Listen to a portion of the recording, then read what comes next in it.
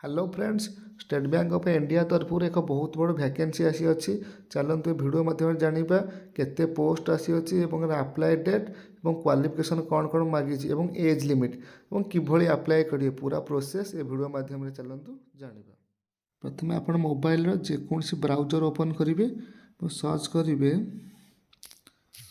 Odisha space GOVT space job.in लिखिकी search करेंगे।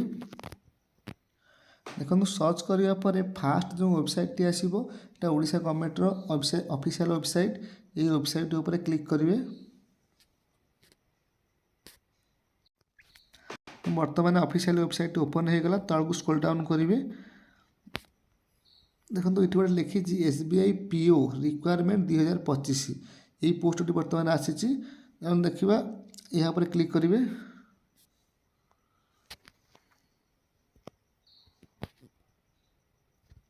देखो बर्तमान PO पोस्ट पर तार ऑफिशियल साइट ओपन हो गला तलू स्क्रॉल डाउन करेंगे।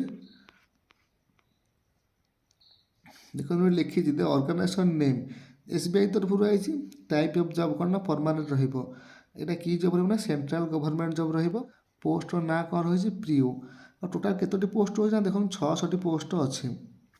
एप्लिकेशन मोड किभली अप्लाई करेंगे ऑनलाइन करेंगे और क्यों मैंने अप्लाई करेंगे ना ऑल इंडिया कैंडिडेट इधर भारत सब पिला अप्लाई करेंगे और पोस्टिंग ओडिशा भी रही।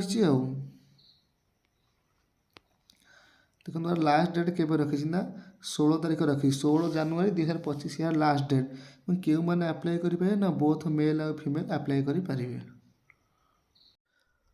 देखो ये एजुकेशन क्वालिफिकेशन कौन रखी ना आपण ग्रेजुएशन करेंगे जेको स्ट्रीम हो आर्ट्स हो कि कॉमर्स हो कि साइंस हो आप ग्रेजुएशन करेंगे।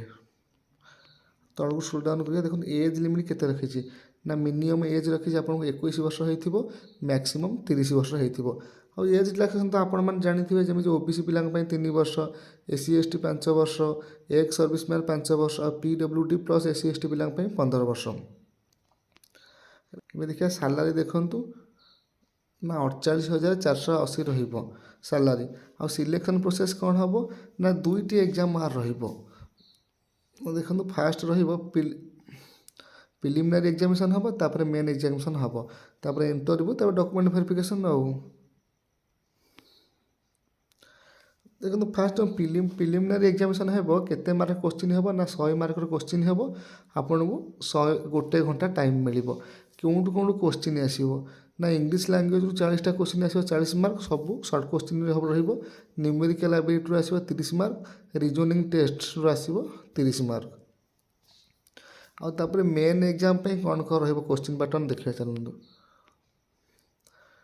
Main exam computer aptitude 40 mark आसो डाटा एनालिसिस 30 मार्क आसो जनरल अवेयरनेस पढ़े इंग्लिश लैंग्वेज आसो टोटाल 170 क्वेश्चन रही 200 मार्क एग्जाम हम टाइम आपको मिल 3 घंटा।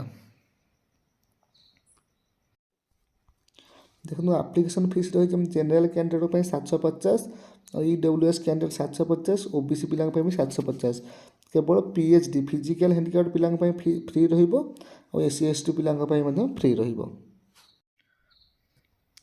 देखो कौन कौन डॉक्यूमेंट लगे ना ऑल क्वालिफिकेशन सर्टिफिकेट आपंकर +3 आर्ट्स कॉमर्स हो कि साइंस हो सर्टिफिकेट देवे और 2 piece recent colour size photo देवे जदि आपण पाखे किसी एक्सपीरियंस सर्टिफिकेट अच्छे देवे नथिले भी चलो।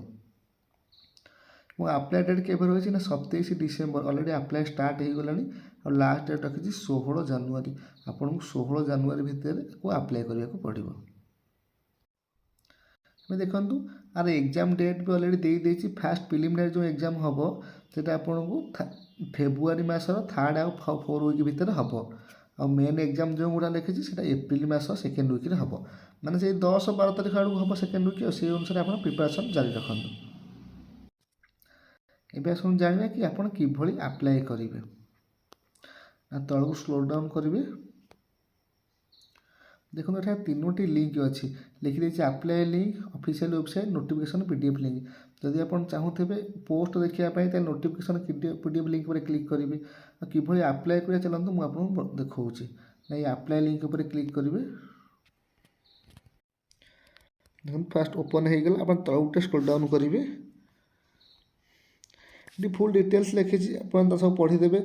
ରେଜିଷ୍ଟ୍ରେସନ୍ ଡେଟ୍ ରଖିଛି, ଯେମିତି କେବେ ଆଉ ଆପ୍ଲିକେସନ୍ ଏଡ଼ିଟିଂ କରିବାକୁ ଥିବ ଯଦି କେବେ କରିପାରିବେ, ଲାଷ୍ଟ ଡେଟ୍ ସବୁ ପ୍ରିଣ୍ଟ ଆଉଟ୍ ଆପ୍ଲିକେସନ୍ ସବୁ ଡିଟେଲ୍ସ ଲେଖିଛନ୍ତି। ଅନଲାଇନ୍ ପେମେଣ୍ଟ ବି 27/12/2024 କି 16/1/2025 ଭିତରେ କରିବେ, ଡିଟେଲ୍ସ ଲେଖିଦେଇଛି। ଟିକେ ଚେକ୍ କରିଦେବେ। ତାପରେ ଯଦି ଆପଣ ଆଗରୁ କେବେ ଫର୍ମ ପକାଇଥିବେ ତାହେଲେ ଆପଣ ଏଠାରେ ଆପଣ ରେଜିଷ୍ଟ୍ରେସନ୍ ନମ୍ବର, ଯଦି ଆପଣ ଆଗରୁ କେବେ SBIରେ ଫର୍ମ ପକାଇଥିବେ ତାହେଲେ ଏଠାରେ ଆପଣ ରେଜିଷ୍ଟ୍ରେସନ୍ ନମ୍ବର ପକାଇବେ, ପାସୱାର୍ଡ଼ ପକାଇବେ, କ୍ୟାପଚା ଫିଲ୍ଅପ୍ କରି ସବମିଟ୍ ମାରିବେ। ଯଦି ଆପଣ ନ୍ୟୁ ୟୁଜର୍ ହୋଇଥିବେ କି ଆପଣ ନୂଆ ଆପ୍ଲାଏ କରିବାକୁ ଚାହୁଁଥିବେ ତାହେଲେ ଯେଉଁ ଲେଖିଛି click here for new registration, ଆଗ ଆପଣ ରେଜିଷ୍ଟ୍ରେସନ୍ କରିବେ ତାପରେ ଆପ୍ଲାଏ କରିବେ। এই କ୍ଲିକ୍ ରେଜିଷ୍ଟ୍ରେସନ୍ ଉପରେ କ୍ଲିକ୍ କରିବେ।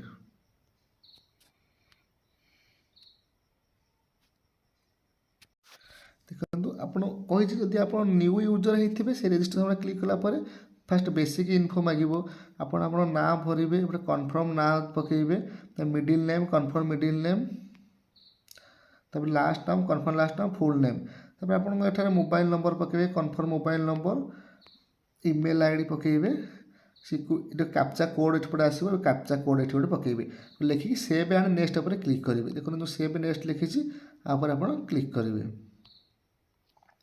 ଦେଖନ୍ତୁ କ୍ଲିକ୍ କଲା ପରେ ସେକେଣ୍ଡ ଫେଜ୍ରେ ଆସିଯିବ ଫଟୋ ଆଉ ସିଗ୍ନେଚର୍।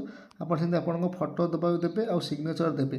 ଫଟୋଟି 200 KB ଭିତରେ ହେଇଥିବା ଦରକାର, ସିଗ୍ନେଚର୍ଟି 50 KB ଭିତରେ ହେଇଥିବା ଦରକାର। ତାପରେ ଏଠି ଆପଣ ଡିଟେଲ୍ସ ଯେଉଁ ମାଗିଛି ଡିଟେଲ୍ସ ସବୁ ଆପଣ ଭରିବେ। ପ୍ରିଭ୍ୟୁରେ କିଛି ମାଗିବନି, ଅପଲୋଡ଼ ସେପଟେ ଆପଣ ସବୁ ସାର୍ଟିଫିକେଟ୍ ମାଗିବ, ଅପଲୋଡ଼ କରିବେ, ତାପରେ ପେମେଣ୍ଟ କରିବେ।